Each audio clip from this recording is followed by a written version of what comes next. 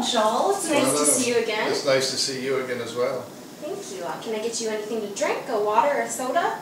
Oh, no, thank you. Okay, well, I'll let you lead the way. Okay. Please have a seat.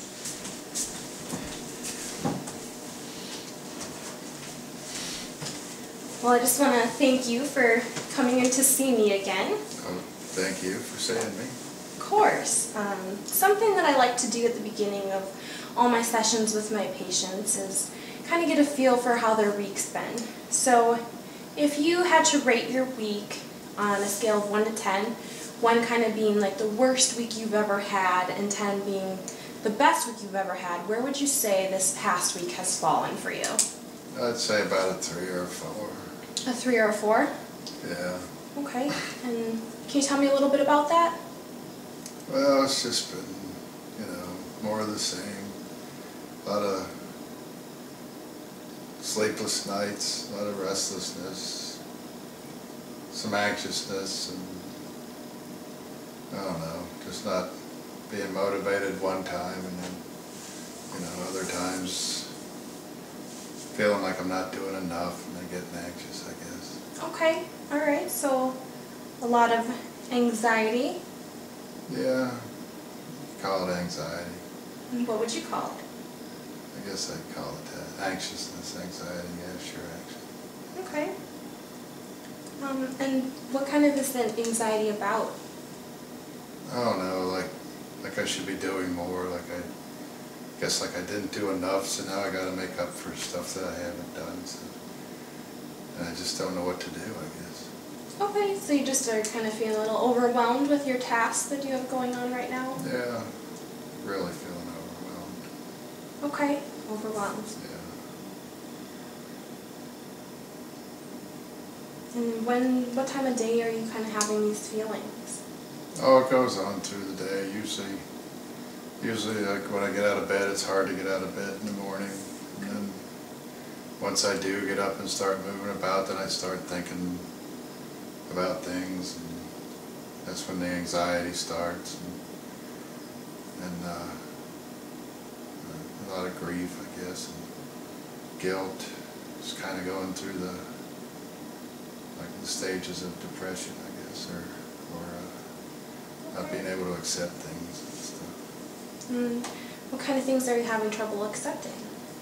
Oh, stuff like, I don't know, like he's actually gone. I feel guilty about not being there and stuff, like not being close enough to him in the last days. Like I told you the last time about the phone call. I feel guilty about not, putting enough effort into that phone call. It's just like, one of those busy days, you get busy, and kids and work and their school and stuff like that, and then he calls out of the blue, and just don't feel like I put enough effort and time into that phone call. It's really been hard on me. Okay, so that last phone call, so it kind of seems like you've been having a lot of anxiety and feeling overwhelmed when you think about the guilt that you feel about the type and quality of relationship that you had with your father when he was alive, and that last phone conversation, you didn't know it was going to be the last one, and you're feeling guilty for not putting 100% of yourself into that conversation. Does that sound about right?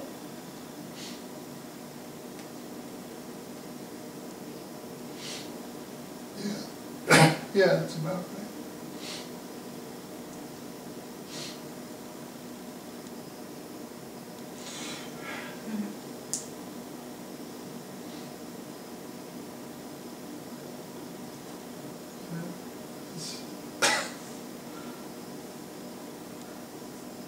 That's the first time I cried since my dad passed.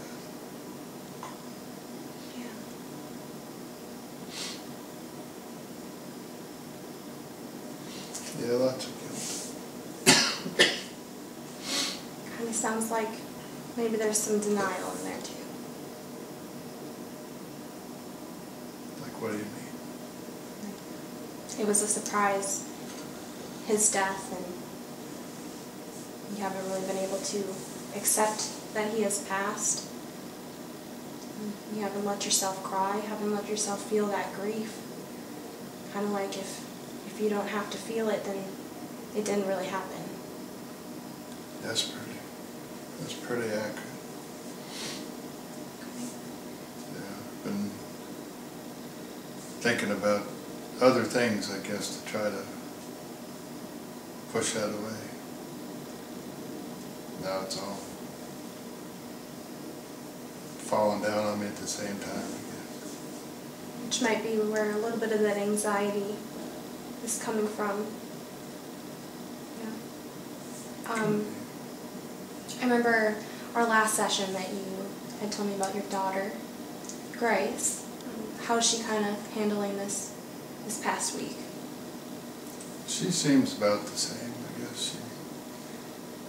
She doesn't seem to be depressed or anything. I mean, she's sad, of course, but nothing too bad. She goes to school, tries to keep her normal days, and I try not to, bring it up too much around her and stuff, or let her see how I'm feeling. And just try to go about her normal business, because she didn't really see him. I mean, she was close as you could be, being that far away, I guess, but still, she didn't see him but once, twice a year, maybe. Right. Okay. I can't help but wonder if maybe you holding in your emotions and kind of holding back for her sake is more hurting you than helping her. You talk a lot about, your denial and your grief, and how this is the first time you've been able to cry and kind of feel some of those emotions since your father has passed. And I just kind of wonder if maybe you're holding back a little too much for her. Do you think I should talk to her about it? About how she feels, or about how I feel? Do you think that way might be helpful? I don't know. For her, or for me, I guess that's, for me, I guess it would help me, I guess, but I don't want to put that burden on her, really. I mean, that might be why I'm here with you. I don't know. Yeah, just kind of some of those feelings of almost numbness. Would you describe it in that way? Yeah, numbness. It's like a kind of a protective bubble around me, just try to make everything numb. Okay. And feel nothing, like you said. You feel nothing, you don't feel the grief. The grief, yeah, the grief. And have you chatted with your family back home in Pennsylvania at all this past week? Yeah, a little bit, but nothing, nothing too lengthy or too in depth or involved, I guess. Chit chat. Okay. Small talk. How are they doing? They're doing okay too. Seems about as well as I am, or as poor as I am, either. However you look at it. Okay. Everybody's still in the shock stage, or whatever. Maybe the numb stage. Maybe being numb. Last week we had kind of talked a little bit about your alcohol usage and how much you had been consuming, a week. Has that part changed, increased, decreased? It's increased. It's increased, okay. And how much has it increased? Oh, I guess I don't really keep track of how much, but I'd say I go through probably a case every 4 days, maybe, a case a year. A case of beer? Yeah. And I'm not really familiar. How many are in a case? 24. 24. About a 6-pack every day at least. Okay, so you're having, roughly 5 to 6 beers a day or a week? A day. A day, okay. 5 to 6 a day. And are you still kind of drinking alone at night in front of the TV after work? Yeah, just, whenever Okay. the day dies down, things aren't going on. Have you experienced any sort of blackouts or waking up and not remembering what happened the night before? I guess sometimes I wake up and can't remember whether I fell asleep on the couch and then didn't go to bed, or what I was watching on TV maybe, I guess, I don't know if you call it a blackout or whatever, but I guess that's about the extent of it. Okay, so some memory loss, sounds like? Sure. Any other symptoms? Nothing else? No. And where's Grace when this is all kind of going on? Well, she's usually in bed. She goes to bed around 9 o'clock to get up for school in the morning, and she's with her mother half the time. So. Okay. So she spends 50-50 with both parents? Yep. Okay. Yeah. All right. So you over half the time. Mm-hmm. All right. I just want to kind of take a minute and go back to what you were talking about before, how you felt guilty about the last phone conversation that you had with your father. Let's just kind of pretend for a minute a little what-if scenario. Let's say right now you could go back in time to that phone conversation, and knowing what you know now, what would you say differently to your father? What kind of things would you talk about to really make that last conversation memorable? Well, I guess if I started at the end, I would definitely end it with, telling him I love him and how much he's meant in my life and how much of an influence he was on me and who I became, and my relationship with God and stuff like that. I guess I would ask him more questions about himself, probably, like how was he doing, and, what things that were important to him. And I definitely would have been a better listener and would have kept everything else, outside while I was talking to him. Had more of a focus on our conversation. Okay. So you kind of just would have put more of your attention into the conversation and just really told him how much he meant to you. And I remember last session you saying that he was your best friend, and just kind of maybe giving that across to him. Dad, you're my best friend. Thank you for this, and this. Exactly. Okay. Exactly. And just kind of talking through that part, help a little bit with accepting that last conversation.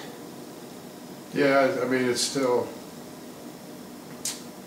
hurts that I didn't, but yeah, I guess it does help to recognize that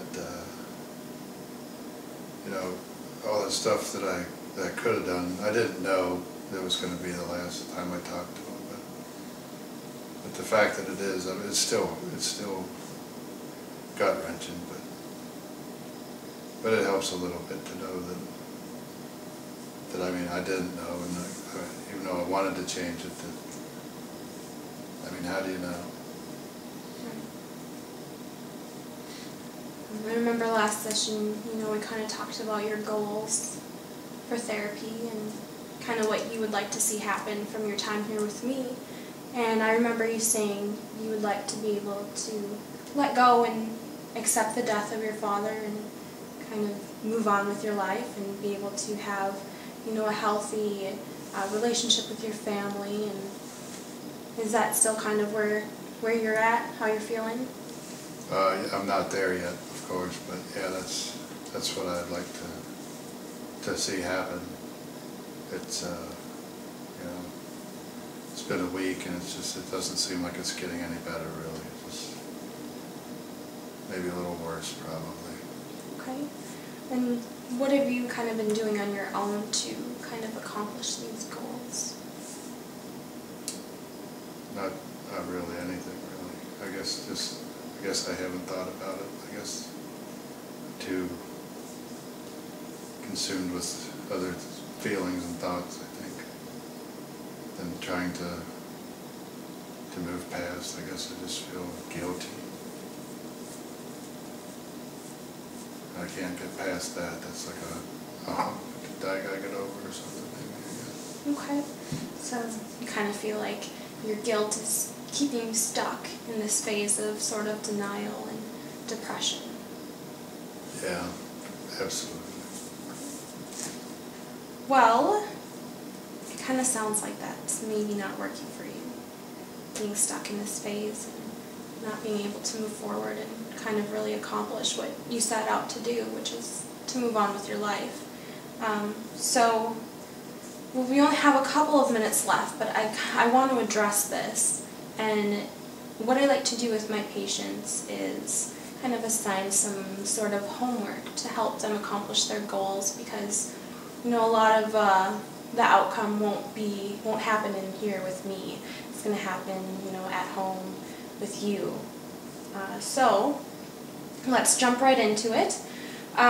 Today we talked a lot about the quality of the relationship you had with your father when he was alive, and kind of the guilt that you feel over the quality of that, and kind of how you felt about that last phone conversation, how you wish it had gone differently, and how that's kind of causing you anxiety and depression. Now you're having a lot of trouble sleeping, you've been drinking more, and just it's kind of been interfering with your daily life and your daily relationships.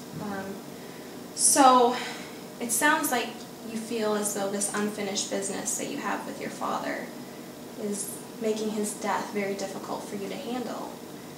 And you want to move on with your life, but you don't know how. Yeah.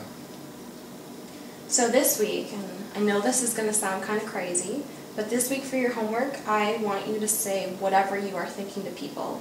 Unless, of course, it's, offensive or crossing some sort of boundary lines, don't want to get you into trouble at work or anything like that. But I think the value of this homework assignment is so that you don't stop to evaluate what somebody else is going to think about what you're going to say or about how you're feeling. And that's what stops you from speaking your mind. And that's what's really holding in your grief, and it's not letting you feel your emotions. And once you feel them, I really think you'll be able to move past them. So I want you to stop feeling numb, and I want you to feel more alive. And so this week, don't second guess what you're going to say.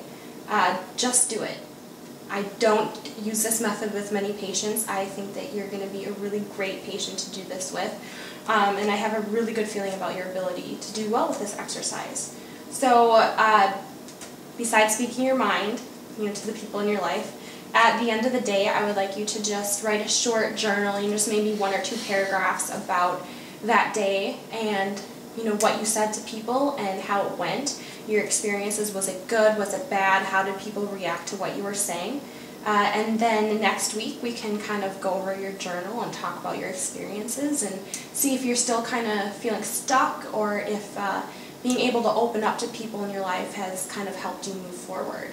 Does this sound like something you'd be able to do? I'll give it a shot. Awesome. All right. Well, thank you for coming in this week, Joel, and I will look forward to seeing you next week. Thank you. Thanks. See you next week.